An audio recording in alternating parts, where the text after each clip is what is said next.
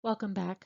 My name is Jennifer Robom, licensed clinical psychologist and faculty for the Family Medicine Residency of Western Montana. I'm talking to you today about climate change and mental health.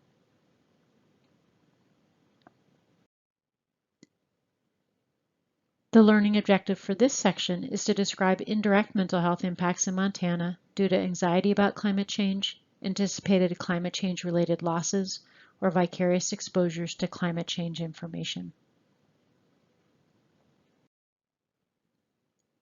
In recent years, there's been increasing attention, particularly in the lay press, to the possibility of more indirect impacts of climate change on mental health, even among individuals who've not yet been personally exposed to its direct or cumulative impacts. These indirect impacts are due to our brain's capacity to imagine and project into the future. We can all ponder, worry about, and anticipate climate change and its associated losses, even if only in the abstract.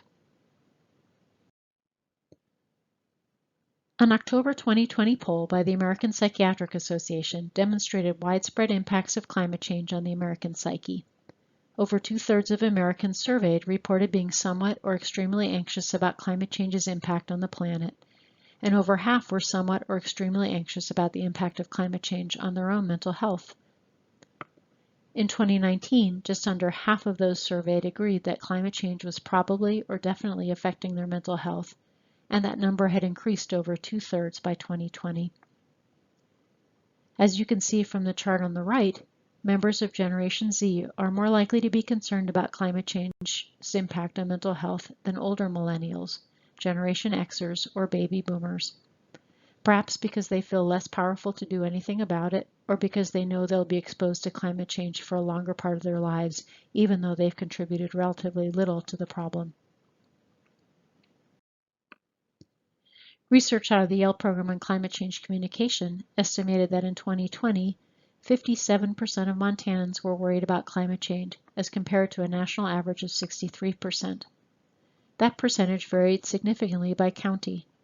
For example, a high of 69% of Montanans living in Glacier County were estimated to be worried about climate change, as compared to 67% in Missoula County, 54% in Yellowstone County, 53% in Flathead County, and a low of 47% in Fallon County.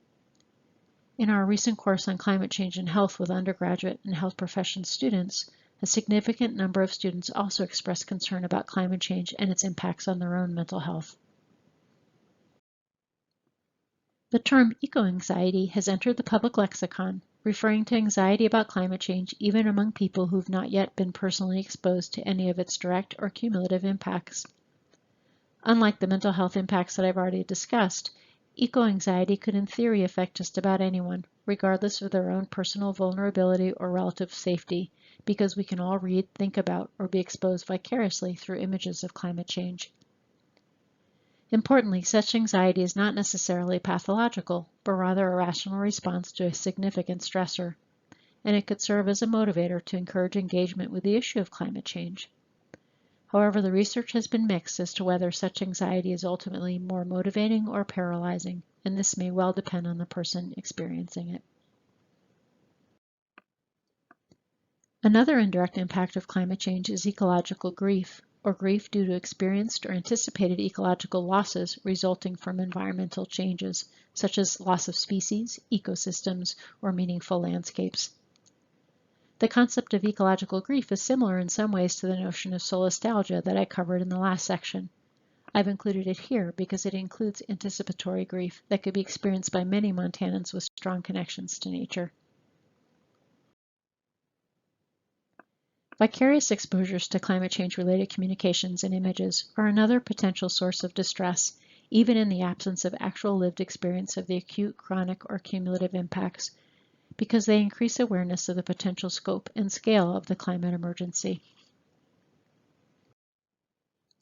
Finally, it's been suggested that climate change is an existential crisis, a global threat to species, ecosystems, social systems, and fundamental understandings about the world and our future. It's perhaps not an overstatement, then, to suggest that climate change could affect our fate and those of our children and grandchildren. Understandably, a threat of this magnitude could adversely impact the mental health of Montanans. So in summary, climate change can induce mental health impacts directly through exposure to extreme weather events and disasters, and through exposure to chronic or cumulative climate change-related stressors. Climate change can also induce mental health impacts indirectly through eco-anxiety, ecological grief, vicarious exposures, and existential dread. While these impacts are difficult to quantify, they are contributing and will continue to contribute to the mental health burden of climate change in Montana. They may also interfere with our adaptation efforts.